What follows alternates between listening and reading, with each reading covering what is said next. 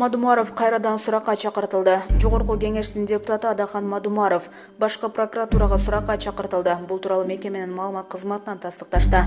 Маалыматка ылайык депутат учурда сурак берип жатат. Ал кыргыз-тажик чек арасы боюнча суракка чакыртылган.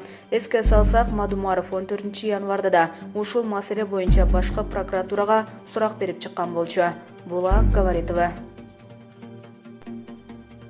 Нарматова атасы атайын кызматка суракка чакырылганын кабарлады. Жогорку кеңештин депутаты Орозайым Нарматова атасы Көчкөнбай Нарматов улуттук коопсуздук боюнча мамлекеттик комитетине суракка кирип кеткенин Азаттык радиосуна маалымдады. Нарматова атасы анын диплом маселеси боюнча чакырылганын айтууда.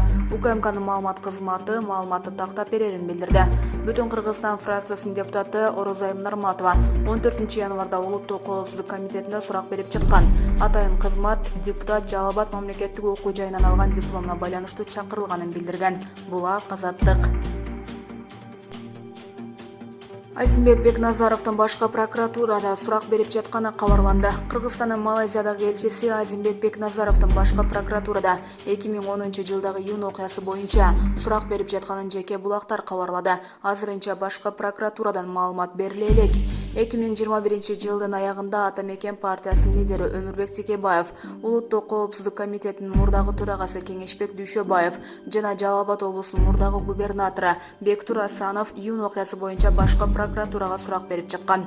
2021-жылы парламенттик шайлоодон кийин президенттин маалымат катчысы Эрбол Султанбаев июнь окуясы дача суу конушуна учактын кыйрашы, Аврора пансионатынын аймагынан кыймылсыз мүлктү улутташтыруудан чыгаруу сыяктуу кылмыш иштери боюнча тергөө уланып жатканын жакында коомчулукка маалым болорун билдирген.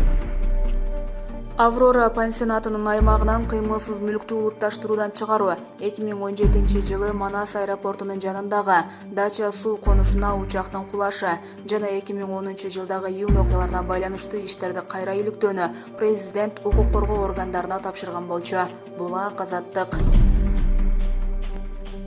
Бүгүн жогорку сотто Азиз Батукаевдин иши каралат. Бүгүн 17-январ саат 15:00 жогорку сот Азиз Батукаевдин иши боюнча айыпталуучуларды кайра карайт. Бул тууралуу адвокат Замир Жошов Facebook баракчасына жазды. Буга чейин Батукаев иши боюнча Алмазбек Атамбаев 11 жыл 2 айга эркинен ажыратылган. Сот аны кылмыш кодексинин 319-беренеси менен күнөөлүү деп тапкан. Замир Жошовдун айтымында Батукаев ишин юридикалык жагынан да саясий жагынан да алып караганда Алмазбек Атамбаевга айып тагуунун өзү тарыхый ката. Бийликтин максаты Атамбаевди камоо гана болгон.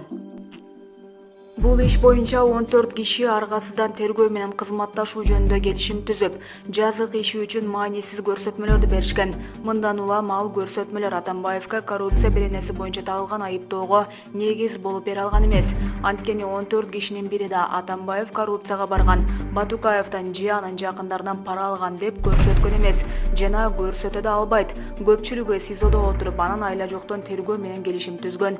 Мисалы Аида Салянова 73 күн СИЗОдо отургандан кийин тергөө менен келишим түзүп эркиндикке бошотулган. ИИМдин имаратынан чыгаары менен мен коррупция жасаган эмесмин деп Facebook'ка пост жазган. Мыйзамга ылайык күнөөсүн мойнуна албаган айыпталуучу менен келишим түзүлбөйт. Албетте бул көрүнүштө тергөө мыйзамсыз жүргүзүлгөнүн, адамдар аргасыз абалда калганынын бир мисалы. Калган келишим түзгөндөрдүн дээрлик баары сот тарабынан коррупция беренеси боюнча айыптуу деп табылып, аз өлчөмдөгү айып пулга жыгылган деп айтты Жошов. Булак Марал ФМ.